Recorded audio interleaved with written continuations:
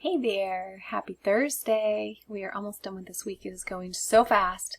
I cannot believe this is the last day of April, and tomorrow we will be in May.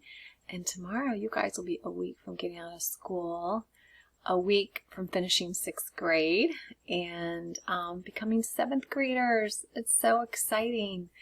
So yes, super proud of all of you guys.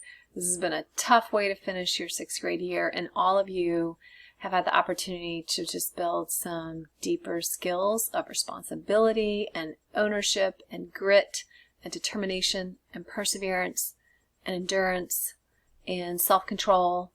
All these are such great things for you guys to be building into your life. And I bet if I could see you, I would not believe how much you all have all grown with all this rest you're getting and all this awesome food you're eating.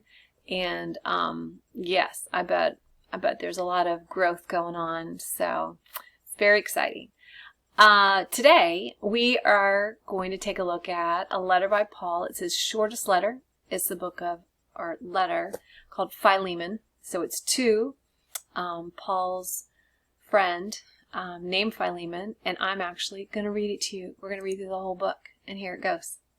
Paul, a prisoner of Christ Jesus, and Timothy, our brother, to Philemon, our dear friend and fellow worker, also to Apphia, our sister, and Archippus, I'm not sure if I'm pronouncing that right, our fellow soldier, and to the church that meets in your home.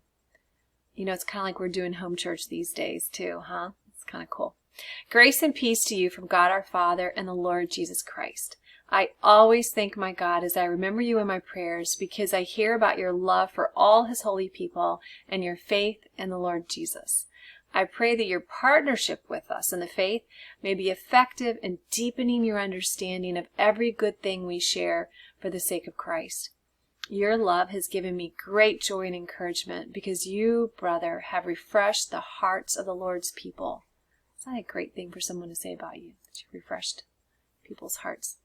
So now Paul shifts into this plea or his request for a man named Onesimus. Therefore, although in Christ I could be bold and order you to do what you ought to do, yet I prefer to appeal to you on the basis of love. It is as none other than Paul, an old man and now also a prisoner for Christ Jesus, that I appeal to you for my son Onesimus, who became my son while I was in chains. Formerly he was useless to you, but now he has become useful both to you and to me. I'm sending him, who is my very heart, back to you. And I would have liked to keep him with me so that he could take your place in helping me while I'm in chains for the gospel. But I didn't want to do anything without your consent, so that any favor you do would not seem forced, but would be voluntary. Perhaps the reason he was separated from you for a little while was that you might have him back forever. No longer as a slave, but better than a slave, as a dear brother. He's very dear to me, but even dearer to you, both as a fellow man and as a brother in the Lord. So, if you consider me a partner, welcome him as you would welcome me. If he's done you any wrong or owes you anything, charge it to me. I, Paul, am writing this with my own hand. I will pay it back, not to mention that you owe me your very self. I do wish, brother, that I may have some benefit from you in the Lord. Refresh my heart in Christ. Confident of your obedience, I write to you, knowing that you will do even more than I ask. And one thing more, prepare a guest room for me because I hope to be restored to you in answer to your prayers. Epaphras, my fellow prisoner in Christ Jesus, sends you greetings, as do Mark, Aristarchus, Demas, and Luke, my fellow workers. The grace of the Lord Jesus Christ be with your spirit.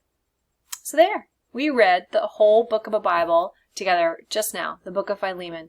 If you look in your Bibles, it is only, let's see, my Bible is kind of far away from me. It's only like a page.